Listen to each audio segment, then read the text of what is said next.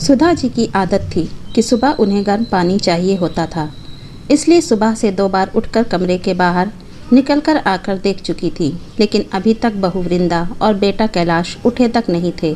जब तक उन लोगों में से कोई एक उठेगा नहीं, तब तक उन्हें गर्म पानी मिलेगा नहीं। बात ये नहीं थी कि सुधा जी गर्म पानी कर नहीं सकती थी।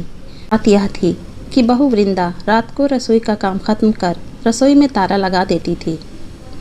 अब जब तक ताला खुलेगा नहीं, सुधा जी को गर्म पानी मिलेगा नहीं।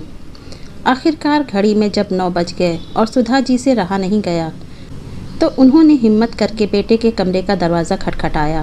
2-3 बार दरवाज़ा खटखटाने के बाद वृंदा की जगह कैलाश ने आकर दरवाज़ा खोला और तमतमाते हुए बोला, क्या है माँ, सुबह सुबह परेशान कर रही हो?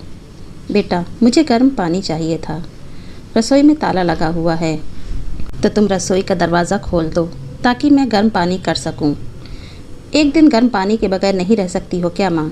रोज़ तो वृंदा करके दे ही देती है ना। आज संडे था, इसलिए सोचा था कि थोड़ा आराम से उठेंगे, पर आप भी ना। कहते कहते कैलाश अंदर कमरे में गया और वृंदा को जगाया। वृंदा भी तिलमिलाते हुए उठी और चाबी लाकर सुधा जी के हाथ में रख दी। अब रसोई का दरवाज़ा आप ही खोल लीजिए। खुद के लिए गर्म पानी करो तो हमारे लिए भी चाय बना देना। जल्दी नींद खुलने से सिर दर्द होने लगा है मेरा। कभी कोई सास खुश हुई है क्या अपनी बहू को सोता देखकर? इन सास लोगों का बस चले तो बस बहू को मशीन बनाकर रख दे। वृंदा बड़बड़ाती हुई वापस जाकर पलंग पर लेट गई। आखिर सुधा जी ने जाकर रसोई का दरवाज़ा खोला, खुद के लिए भी पानी गर्म किया और बेटे बहू के लिए चाय बनाकर उन्हें देकर आई। गर्म पानी लेकर अपने कमरे में आई ही थी कि 5 साल का पोता मनु जाग गया। जगते से ही बोला, दादी मेरा दूध। उसे देख सुधा जी मुस्कुराकर बोली, हाँ मेरे बच्चे, अभी लेकर आई। गर्म पानी वहीं रखकर पहले मनु के लिए दूध गर्म करने गई। अभी दूध गर्म कर ही रही थी कि इतने में कैलाश की आवाज़ आई, माँ, ओ माँ, कहाँ हो तुम? क्या आप भी सुबह सुबह संभाल नहीं सकती इसे? पता है ना वृंदा के सिर में दर्द हो रहा है। कहते कहते कैलाश भी रसोई में आ गया, साथ में मनु भी गोद में था। उसे देखते ही सुधा जी बोली, बेटा मैं दूध गर्म करने आई थी, मुझे नहीं पता ये कब तुम्हारे कमरे में चला गया। तो ध्यान रखना चाहिए था ना आपको, बस काम का बहाना चाहिए।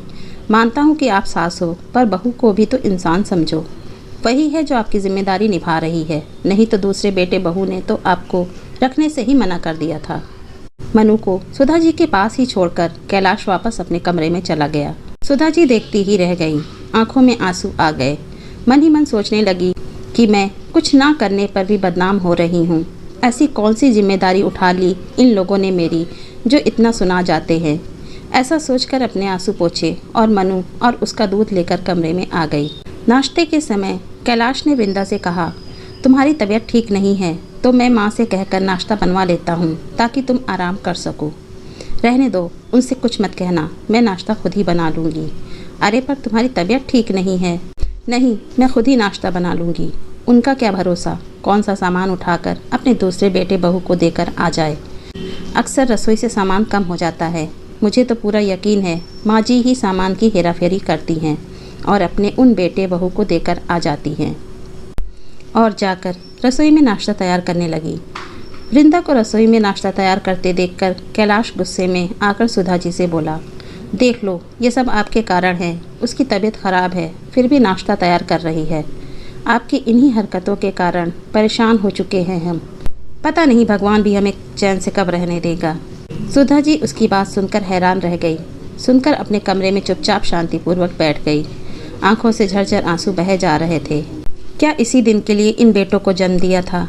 जब शादी के 7 साल बाद मंदिर माथा टेकने के बाद 2 जुड़वा बेटे हुए तो कितने खुश हुए थे घर में सब लोग।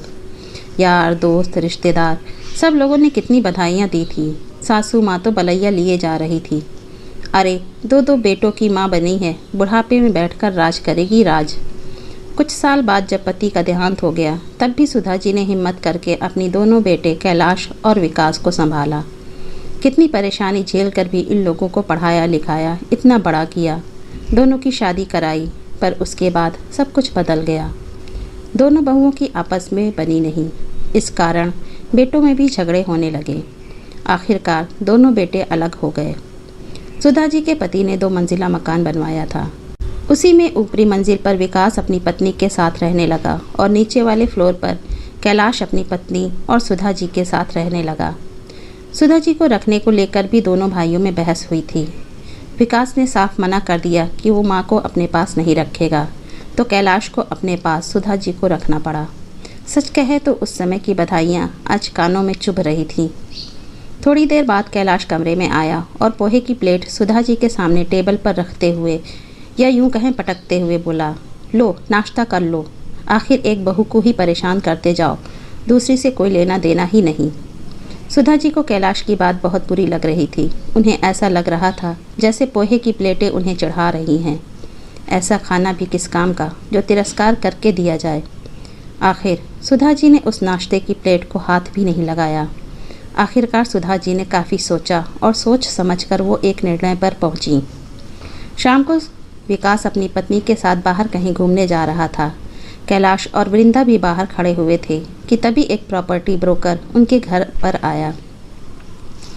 उसे देखकर चारों बेटे बहू हैरान रह गए। उसने आते ही पूछा, क्या मैं सुधा जी से मिल सकता हूँ? आपको सुधा जी से क्या काम है, हमें बताइए, हम उनके बेटे हैं, कैलाश ने कहा। जी मुझे सुधा जी ने फ़ोन करके बुलाया है। सब एक दूसरे को हैरानी से देखने लगे। इतने में सुधा जी अंदर से आई। क्या आप ही सुधा जी हैं? जी मैं ही सुधा हूँ। आप? जी आपने सुबह फ़ोन किया था मकान को बेचने की बात करने के लिए। अरे हाँ, मैंने ही आपको फ़ोन किया था। इससे पहले सुधा जी आगे कुछ कहती, कैलाश बोला, कौन सा मकान बेच रही हो आप? हमसे पूछे बगैर आप ये निर्णय कैसे ले सकती हो? माँ मकान बेच दोगी तो हम कहाँ जाएंगे? विकास ने भी कहा, कभी मेरे बारे में सोचा था कि मैं कहाँ रहूँगी, कैसे रहूँगी? सुनाने में तुम लोग तो मुझे कोई कसर नहीं छोड़ते हो। मकान तो मेरे पति का बनाया हुआ है, मेरे नाम पर है, फिर किस हक से मकान में हिस्सा मांग रहे हो? पर माँ जी समस्या क्या है? मकान को बेच दोगी तो आप उन पैसों का करोगी क्या? वृंदा ने कहा, सोच रही हूँ कि वापस गांव चली जाऊँ, जहाँ से ज़िंदगी की शुरुआत हुई थी, वहीं जाकर अपनी ज़िंदगी के अंतिम दिन देखूँ। इसलिए मैं मकान बेचकर गांव में ही ज़मीन खरीद रही हूँ और वहीं रहूँगी। फिर हम लोगों का क्या?